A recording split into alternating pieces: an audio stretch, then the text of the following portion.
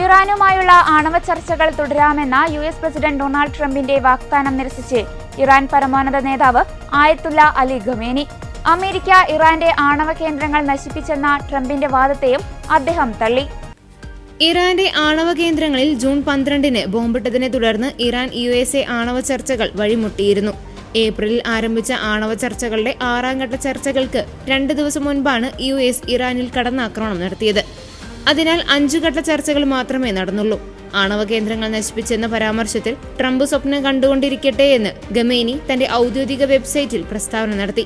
സ്വന്തമായി ആണവ വ്യവസായമുള്ള ഒരു രാജ്യത്തിന് വേണ്ടതെന്ത് വേണ്ടാത്തതെന്ന് എന്ന് പറയാൻ ട്രംപിനുള്ള അവകാശത്തെയും അദ്ദേഹം ചോദ്യം ചെയ്തു. താനൊരു ഇടനിലക്കാരനാണെന്നാണ് ട്രംപ് പറയുന്നത്. എന്നാൽ നിർബന്ധപൂർവവും ഫലം മുൻകൂട്ടി നിശ്ചയിച്ചതുപോലെയുമാണ് അദ്ദേഹം വർത്തിക്കുന്നതെങ്കിൽ അതിന് ഇടനില എന്ന് പറയാനാവില്ല. മറിച്ച് അടിച്ചേൽപ്പിക്കലും ഭീഷണിപ്പെടുത്തലുമാണ് അതെന്നും ഖമേനി കൂട്ടിച്ചേർത്തു. ഇറാന്റെ ആണവ വ്യവസായം US ബോംബിട്ട് നശിപ്പിച്ചു എന്നാണ് ട്രംപ് അഭിമാനത്തോടെ പറയുന്നത്. കൊള്ളാം, സ്വപ്നം കണ്ടോളൂ. ഇറാന് ആണവ കേന്ദ്രങ്ങളുണ്ടോ ഇല്ലയോ എന്നതിൽ അമേരിക്കയ്ക്ക് എന്താണ് കാര്യം? ഈ ഇടപെടൽ തെറ്റും അനുചിതവുമാണെന്നും അദ്ദേഹം പറഞ്ഞു. കഴിഞ്ഞ ആഴ്ച ഇസ്രായേൽ പാർലമെന്റായ നെസറ്റിൽ നടത്തിയ പ്രസംഗത്തിൽ ആക്രമണത്തിനിടെ ഇറാന്റെ ആണവ കേന്ദ്രങ്ങളെ പൂർണ്ണമായും തുടച്ചു നീക്കിയെന്ന് US സ്ഥിരീകരിച്ചതായി ട്രംപ് ആവർത്തിച്ചിരുന്നു. 14 ബോംബുകൾ വർഷിച്ചെന്നും അവ ഇറാന്റെ ആണവ കേന്ദ്രങ്ങൾ പൂർണ്ണമായും തുടച്ചു നീക്കിയതായി സ്ഥിരീകരിച്ചെന്നും അദ്ദേഹം പറഞ്ഞു. പിന്നാലെയാണ് ഖമേനിയുടെ പരാമർശം.